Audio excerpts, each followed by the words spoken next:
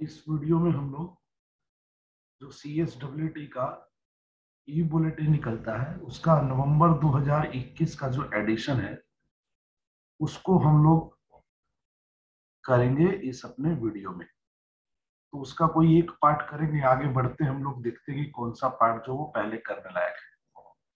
हम लोग इसका सबसे पहले जो है वो एक पार्ट है जिसमें तुम लोग देखोगे reserve bank integrated ombudsman scheme 2021। Current affair के पॉइंट ऑफ व्यू से देखें तो ये लगभग मोस्ट इंपोर्टेंट सब्जेक्ट है, reserve bank integrated ombudsman scheme. तो हम लोग इस वीडियो में ये कवर करेंगे इस स्कीम के बारे में जो अभी हाल में ही सरकार के द्वारा लॉन्च की गई है। इसको हम लोग देखते हैं। चलिए इसको हम लोग कवर करते हैं। तो यहाँ पर लिखा हुआ है कि of banking ombudsman a quasi judicial authority. तो ये जो ओम्बड्समैन होता है ये एक क्वासी जुडिशियल अथॉरिटी होता है। क्वासी जुडिशियल अथॉरिटी का मतलब कि ऑलमोस्ट जुडिशियल अथॉरिटी, मतलब कंप्लीटली जुडिशियल नहीं होता, मतलब पूरा जज नहीं होता है, पर ये बैंकिंग के मामलों में इंटरवीन करता है, बैंकिंग के मामलों में न्याय प्रदान करने का काम करता है। इसका मतलब ये एक रिड्रेसल अथॉरिटी है। रिड्रेसल अथॉरिटी का मतलब है कि अगर आपको बैंकिंग सर्विसेज से रिलेटेड कोई प्रॉब्लम है और आप उसकी कंप्लेन करना चाहते हो तो आप कोर्ट में नहीं जाने के बजाय ओम्बड्समैन के पास भी जा सकते हो। ओम्बड्समैन एक तरह का समझौता कराने वाला, न्याय देने वाला अथॉरिटी होता है। ये अपने को मिलता कहां पर है? Section 35A of banking regulation act 1949। Section 35A banking regulation act 1949 जो है वो बैंकिंग ओम्बड्समैन स्कीम के बारे में बात करती है। किस लिए होता है ये? जैसे कि नीचे लिखा हुआ है, इसमें लिखा हुआ है सेक्शन 35A में लिखा हुआ है कि जो Reserve Bank of India appoints a senior official as banking ombudsman to redress customer complaints, कि आरबीआई जो है वो एक ऑफिशियल को अपॉइंट करेंगे बैंकिंग ओम्बड्समैन के रूप में ताकि कस्टमर की कंप्लेंट्स को रिड्रेस किया जा सके। किस चीज की? Deficiency in certain services. Banks जो सर्विसेज देते हैं उनमें अगर कोई डेफिशिएंसी होती है और उससे रिलेटेड किसी की कंप्लेन है तो वो ओम्बड्समैन के पास जा सकता है और इसको अपॉइंट करने का काम रिजर्व बैंक ऑफ इंडिया करेगा। उसके बाद पढ़ते हैं हम लोग 12 नवंबर 2021 को 12 नवंबर 2021 को honourable prime minister Narendra Modi ने इस स्कीम को लॉन्च किया। ये स्कीम आरबीआई की 3 स्कीम को मिलाने से बनी है। ये कौन कौन सी 3 स्कीम है? पहली है द बैंकिंग ओम्बड्समैन स्कीम 2006, दूसरी है the ombudsman scheme for non banking financial companies 2018 और तीसरी है the ombudsman scheme for digital transaction 2019। In 3 schemes को मिलाकर ये स्कीम बना दी गई, ये इंटीग्रेटेड रूप है इन 3 स्कीम का। ये स्कीम कस्टमर्स को, क्लाइंट्स को cost free redress of customer complaint देगी। तो पहली भी ये भी बात हम लोगों को समझ में आई कि इसमें कॉस्ट फ्री रिड्रेसल होता है, कॉस्ट फ्री सुनवाई होती है, कस्टमर्स के पैसे नहीं लगेंगे इसमें सुनवाई कराने के लिए। और इस स्कीम के अंदर में एक कंप्लेनेंट होगा जो कंप्लेन करेगा और जो बैंक होगा जिसके खिलाफ कंप्लेन की जाएगी उसको हम लोग रेगुलेटेड एंटिटी मानेंगे। रेगुलेटेड एंटिटी जिसका शॉर्ट फॉर्म रहेगा RE।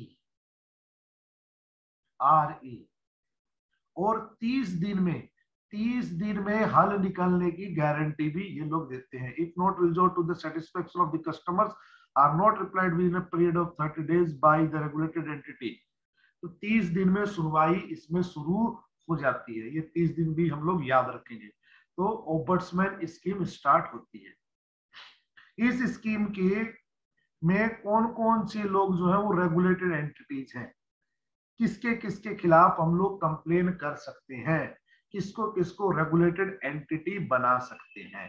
तो चलिए देखिए, पहली बात तो all commercial banks, regional rural banks, scheduled primary urban cooperative banks, non scheduled primary urban cooperative banks with deposit side of ₹50 crore and above. हर वो बैंक जिसके पास 50 करोड़ का डिपॉजिट है वो इसके अंदर रेगुलेटेड एंटिटी बन सकता है।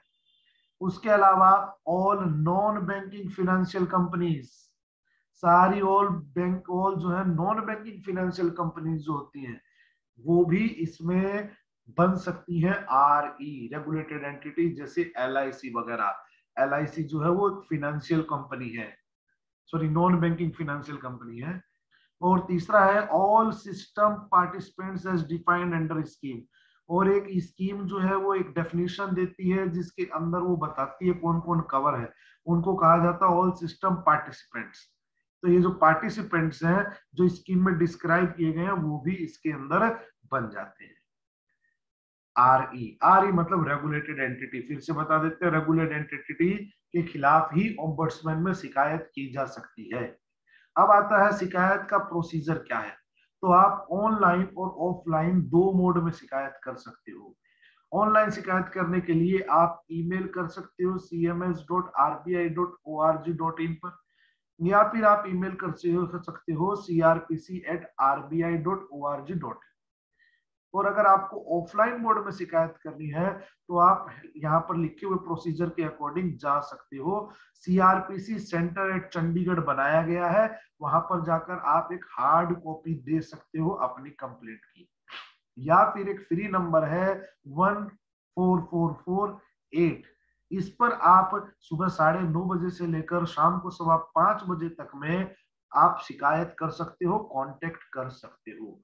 तो इस तरह दो तरीके बताए गए हैं, ऑनलाइन और ऑफलाइन तरीके हैं ओम्बड्समैन के पास शिकायत करने के, वहां पर केस लेकर जाके। उसके बाद हम लोग इस स्कीम के कुछ फीचर्स जान लेते हैं, इस स्कीम के क्या क्या फीचर्स यहाँ पर दिखाई देंगे। पहला feature, it will no longer be necessary for a complainant to identify under which scheme he और she should file complaint with the ombudsman. ऊपर हम लोगों ने जाना था कि 3 अलग अलग स्कीम का इंटीग्रेटेड रूप है ये। पहले जब लोग शिकायत करने जाते थे तो उनको स्कीम बतानी पड़ती थी कि इस स्कीम के अंडर में मेरे को कंप्लेन करनी है, पर अब इंटीग्रेटेड रूप आ गया है तो अलग से आइडेंटिफाई करने की जरूरत नहीं है, सब शिकायत एक ही कैटेगरी में जाएगी, पहली बात। दूसरी बात, the scheme defines deficiency in service. Deficiency service में क्या कमी है इसकी डेफिनेशन भी ये स्कीम खुद ही देती है। तो अगर आपको कोई सर्विस प्रोवाइड कराई गई और उसमें कुछ डेफिशिएंसी और वो डेफिशिएंसी इस स्कीम के अंदर में बताई गई है तो आप उसकी शिकायत लेकर जा सकते हो आराम से। तीसरी बात, there is no limit on the amount in a dispute that can be brought before ombudsman. ये तो बहुत अच्छी बात कि पहले अपर लिमिट वगैरह होती थी, कितने रुपए तक का केस ही आप ओम्बड्समैन के पास लेकर जा सकते हो, लेकिन अब कोई भी लिमिट नहीं है। ओम्बड्समैन जितने रुपए का चाहे उतने रुपए का अवार्ड इशू कर सकता है। अवार्ड मतलब एक तरह से हम लोग बोलेंगे जजमेंट पास कर सकता है, जितने रुपए की चाहे उतने रुपए की। 4 नंबर में पढ़ेंगे, हाउएवर फॉर एनी कॉन्सिक्यूशनल लॉस। इसके अलावा अगर कंप्लेनेंट किसी और तरह का लॉस भी सफर करता है, जैसे time, expense incurred, harassment, mental anguish, अगर ये सब भी उसको होती तो उसके बदले में भी ओम्बड्समैन उसको कंपेंसेशन दिलवा सकता है। ये भी ओम्बड्समैन के पास पावर है, 20 लाख रुपए तक की कंपेंसेशन दिलवा सकता है। The scheme has done away, अच्छा एक ज्यूरिडिक्शन तो बिल्कुल ही खत्म कर दिया गया, कहाँ जाएंगे, कौन से ओम्बड्समैन के पास जाएंगे, कौन मेरी शिकायत सुनेगा, जरूरत ही नहीं है। पहले डी इसको सेंट्रलाइज्ड कर दिया गया है, सीधा आप ओम्बड्समैन के पास जा सकते हैं सेंटर एट चंडीगढ़, या फिर कांटेक्ट कर सकते हैं फोन पर या मेल करके। अपने इलाके में ऑफिस खोजने की जरूरत नहीं है। सेंट्रलाइज्ड रिसिप्ट और प्रोसेसिंग सेंटर बना दिया गया है चंडीगढ़ में। ये 6 नंबर पॉइंट में लिखा हुआ है, जहां पर सारी कंप्लेंट जो है वो किसी भी लैंग्वेज में रिसीव की जा सकती है, करी जा सकती है। 7 नंबर लिखा है, the responsibility of representing the RE and furnishing information respect of complaints filed by customer against the RE would be that of the principal nodal officer in the rank of general manager in a public sector bank और equivalent. इसका मतलब कि किसी भी public sector bank में वहां का एक प्रिंसिपल नोडल ऑफिसर होगा जो कि जनरल मैनेजर की रैंक का ही होगा। वही जो है वो रिप्रेजेंट करेगा, इंफॉर्मेशन प्रोवाइड कराएगा आरई के तरफ से ओम्बड्समैन को। मतलब कि छोटे मोटे आदमी के ऊपर जिम्मेदारी नहीं है, लगभग जनरल मैनेजर आदमी के लेवल का एक आदमी रहेगा बैंक की तरफ से, जो सारी जिम्मेदारी रहेगी उसकी इंफॉर्मेशन प्रोवाइड कराना ओम्बड्समैन को। और अगर कोई ऐसी केस आ जाता है, कोई ऐसी सिनेरियो आ जाता है जिसमें आरई जो है वो सही से डॉक्यूमेंट और इंफॉर्मेशन प्रोवाइड नहीं करा रहा ओम्बड्समैन को, तो ओम्बड्समैन ऐसा भी ऑर्डर दे सकता है जिसके खिलाफ आरई हाईएस्ट अथॉरिटी, आरई का मतलब बार बार हम बता रहे रेगुलेटेड एंटिटी, मतलब जिस बैंक्स जिनके खिलाफ शिकायत कर रहे हैं उनको अपील करने तक का अधिकार नहीं होगा। अगर उन लोगों से कागज मांगे गए, वो लोग कागज लेकर नहीं आए, ओम्बड्समैन ने जो है वो शिकायत के आधार पर फैसला सुना दिया, और ऐसा फैसला वो सुना सकता है कि बैंक कहीं आगे अपील नहीं कर पाएगा। तो इस तरह इतने पॉइंट पढ़ने हम लोगों के लिए काफी है। उसके बाद हम लोग आते हैं क्या कंप्लेंट को रिजेक्ट किया जा सकता है। तो यहाँ लिखा हुआ है कि जब डिप्टी ओम्बड्समैन या फिर ओम्बड्समैन जो है वो किसी भी स्टेज पर उस कंप्लेंट को जो है वो क्या बोलते हैं रिजेक्ट कर सकता है। किसी भी स्टेज पर सिर्फ ओम्बड्समैन जो है वो इस कंप्लेंट को रिजेक्ट कर सकता है। यहाँ लिखा हुआ है द डिप्टी ओम्बड्समैन और the ombudsman may reject a complaint at any stage if it appears that the complaint made is dispute between vendor and are relating to an outsourcing contract। अगर outsourcing contract से related वगैरह है, या फिर जो grievances address नहीं हो सकता वगैरह वगैरह, तो फिर वो चाहे तो इसको रिजेक्ट कर सकता है। और अगर उसको ऐसा लगता है कि कोई डेफिशिएंसी इन सर्विस नहीं है तो भी वो इसको कर सकता है, या उसको ऐसा लगता है कि कोई फिनेंशियल लॉस या फिनेंशियल डैमेज नहीं हुई है तो भी वो कर सकता है। डिटेल के लिए आप लोगों को ये एडवाइस किया जाएगा कि किन किन बेस पर कंप्लेंट को रिजेक्ट किया जा सकता है, उसके लिए आप लोग ये पैराग्राफ रीड कर लें। दो चार जो छोटे छोटे तरीके वो यही कि कोई फिनेंशियल लॉस नहीं हुआ हो, कोई सफिशिएंट कॉज दिखा दिया गया हो, कोई डेफिशिएंसी सर्विस नहीं हो, या आउटसोर्सिंग का मामला हो। इन सारे केसेस में तो ओम्बड्समैन शिकायत को पहले ही रिजेक्ट कर देगा। और उसके बाद आता है कि क्या जो ओम्बड्समैन ने अवार्ड पास किया, ओम्बड्समैन ने जो फैसला सुनाया, क्या उसके खिलाफ शिकायत की जा सकती है। तो आरई के लिए तो हम लोगों ने पहले ही पढ़ा कि अगर वो कागज वागज जमा नहीं कराएगा तो उसको रिपोर्ट, अगर उसके खिलाफ अवार्ड आ गया, उसके खिलाफ जो फैसला आ गया, तो उसको आगे अपील करने का अधिकार नहीं मिलेगा।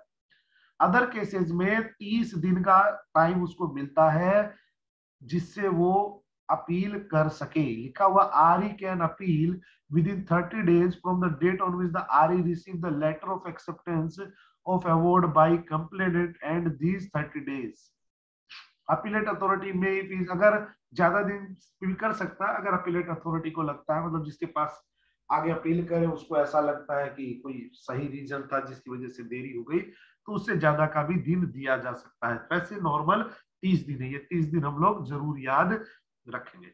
और अब आप लोगों को ये किया जाएगा कि आप लोग ये डायलॉग बाजी वाला थोड़ा सा कंक्लूजन है, ये कंक्लूजन आप लोग और रीड कर लें। इस कंक्लूजन रीड करने के साथ ही आपका ये जो स्कीम थी जिसको हम लोगों ने पढ़ा अभी, reserve bank integrated ombudsman scheme 2021, ये हो जाएगा आपका वीडियो खत्म।